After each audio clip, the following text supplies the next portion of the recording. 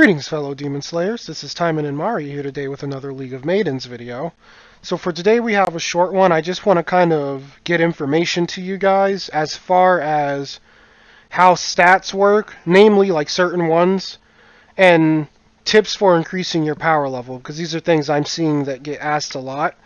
So let's get right into it. The first thing I want to look at is her stat sheet. So opening that up, there's some confusion with stats and how they work, so I'm just going to go over all of them.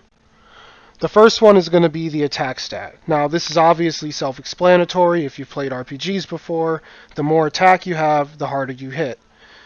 Now, this is the confusion that I've seen. Some people think that if you're a sorceress, you should be stacking intelligence to do more damage. Intelligence does not affect your DPS in this game, as a mage. Attack is the way you raise your DPS for every single class, whether they're a sorceress or a tank or, what have you. It doesn't matter what your archetype is, be it a mage, fighter, or range character, you use attack if you want more damage. So, next we're going to move on to defense. That's self-explanatory. The higher your defense, the less damage you take from incoming attacks. Same thing for your critical. The higher your critical value, the more chance you have of scoring a critical hit and dealing critical damage. HP is self-explanatory. The more health you have, the more numerical damage you can take until your character falls on the ground and says, "Ow, you killed me." Next we have the MP stat. Now on armor, MP shows up as magic. Just so you guys know, magic would be your MP. And MP is just basically your mana pool. That's how many skills you can cast before you go and you either have to pop your gauntlet or run around because you don't have a gauntlet. So that's what MP does. Now here's the confusing stat. Intelligence. What does that do? Well, I've seen some people say it increases DPS on skills, which is false. I've seen some people say it increases DPS for sorceress only, which is false. What intelligence does in this game is it affects your drop rate. So the higher your intelligence stat, the more chance you have of getting rare valuables, especially namely materials. So I don't have one on me, but one would be something like bomber leg. It's a rarer material that comes from the little bomber bugs. The higher your intelligence, the more common that item would be. Just to give you guys an example of a specific item. So intelligence pretty much, if you want to think of it like this, it increases the quality of loot just for being a higher stat on your character. Obviously, if you do things like spam death invitations on strongholds, that also increases the quality of loot you can get. That, in conjunction with a high intelligence stat, actually makes farming high-end mats insanely easy. I'm unfortunately not blessed to have a high intelligence character, but I've seen some people talk about having characters with such setups, and it's to the point that they literally get rare mats from almost every single mob. You're just running through the dungeon just getting every mat you need to upgrade everything. So if you want rare drops, work up your intelligence stat. That is what it does. Now we're going to talk about power level. So the first thing, your power level inside the actual stronghold where I'm at now is actually not correct, because your set bonus applies to you when you leave the stronghold.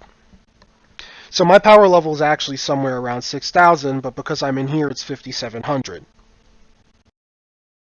Now, what are ways to raise your power level? Well, the first and most obvious one is just simply getting gear. You can either buy gear from the vendor, which I don't recommend because it's 200k and it will always be common, or you could go out and farm gear from mobs. Now, how gear drops work is you can either drop tier 1 or tier 2 gear. Tier 1 gear drops from mobs levels 1 through 6, and tier 1 gear can come in any rarity from common, rare to epic. Now, moving on, you get tier 2 gear from anything that's level 7 or above. And again, in that pool, the gear can either be common, rare, or epic. Common being white, rare being purple, and orange being epic. So, basically, if you're someone who's newer to the game, don't expect tier 2 drops right away, because you're probably not going to be able to handle level 7 mobs, and that's why you won't have tier 2 gear for a while. So it's okay like if you're stuck in tier 1 for an extended amount of playtime, but as you work up and you're able to kill the stuff in the desert, and you're able to actually do like higher level strongholds with your death invitations, you're going to find that the tier 2 gear will start funneling into your inventory, thus helping you to raise your power level. The other method for obtaining tier 2 gear is to actually use these cubes here. The dark cube tier 3, as a matter of fact, you go to your storage, waifu. I have all these items lying around in there. Okay. Valuables. Here we go. So, the cube I had there was a tier 3 cube, but what we want to look at is this tier 1 cube. Dark cube tier 1 is what's used to level your tier 1 gear up to tier 2. When it gets to rank 14, when you rank it up again, it does not go to 15. It would go to tier 2, rank 0. Once it's in tier 2, you will be using these dark cubes tier 2 to level up the gear. Once it gets to tier 2 level 14, if you level it up, it will go to tier 3 rank 0. So another thing to keep in mind when leveling gear is when it goes up a tier, it's no longer a part of the set bonus. So one example is this gauntlet here. As you can see, it's plus 14. If I level it up again, it will be tier 3, and I have the means to do it. But the reason I'm holding it at tier 2 is because my whole gear set right now is tier 2. So I don't want to lose my set bonus for leveling this piece, so you have to stall its progression until everything is caught up and able to be brought up to tier 3 together. So keep that in mind.